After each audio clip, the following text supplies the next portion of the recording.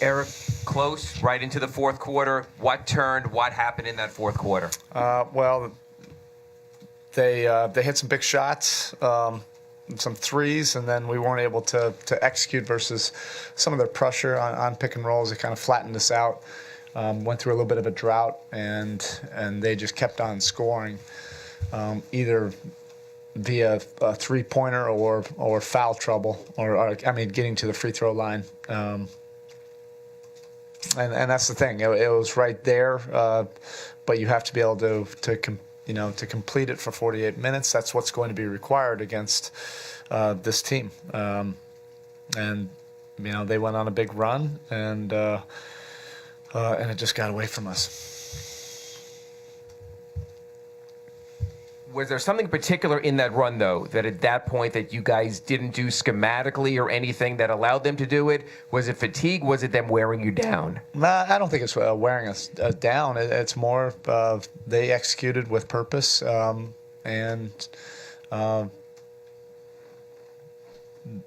they really got the looks that they wanted, and then they made the looks. It's not a guarantee on that, but it seems as if every time that we had a little bit of a hesitation or made somewhat of a mistake defensively, they made us pay for it. We have to find a way. This team, obviously, they have a lot of shooting. They have guys that can score in the paint, but that is the challenge. We're capable of it. We just have to figure it out and complete it for a 48-minute game. We've asked you the last couple of days how things might change with Joel Embiid back. How were they actually different with his return? Yeah, obviously when the game speeds up, he can slow it down. He has a way of drawing fouls, and it's not just in the post. So a lot of his fouls drawn are on the perimeter, on shot fakes and drives, and he knows how to draw them. So we'll have to do things with great technique, great focus, great discipline. We are capable of it. We expected him to be in the series at some point. That's the challenge for us. For as much attention as he gets, obviously, and what Ben's done and what Redick's done at times this year, how big has Bellinelli been, not just tonight, but in these 3 games for them, and really since they got him? Yeah, every time we had them it seemed like we had them at the end of the clock. Last 5 or 6 seconds in some of their big possessions, Bellinelli had the ball in his hands and took advantage of that. 2 or 3 of them were 3 or 4 steps behind the line with a couple seconds left, or at the buzzer on the clock. He's in a great rhythm right now. So if it's 2 or 3 steps behind the line, and that's what's required, then we have to do it all the way through. Finish the possessions and do it without fouling.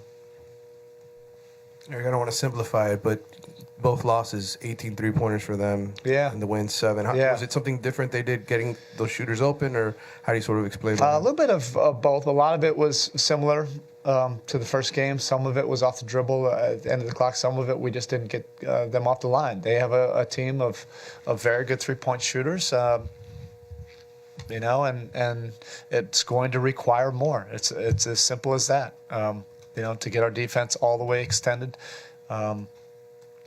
past the three-point line and get uncomfortable doing that. We are capable of doing that. We didn't do it tonight, and they made us pay virtually every time we were short on a closeout or,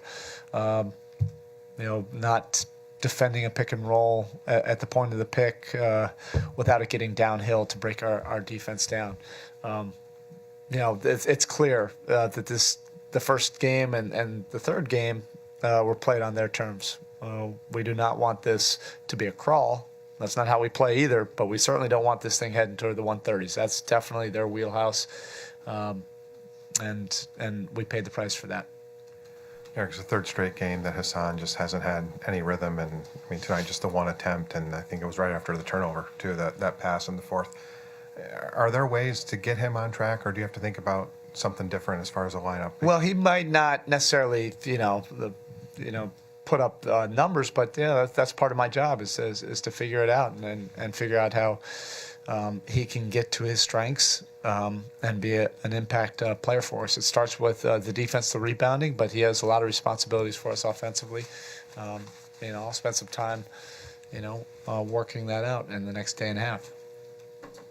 Were you surprised by their physicality? Game 2, you guys pushed them around. They seem to push back tonight. Well, they're a well-coached team. You know that there's going to be a sense of urgency.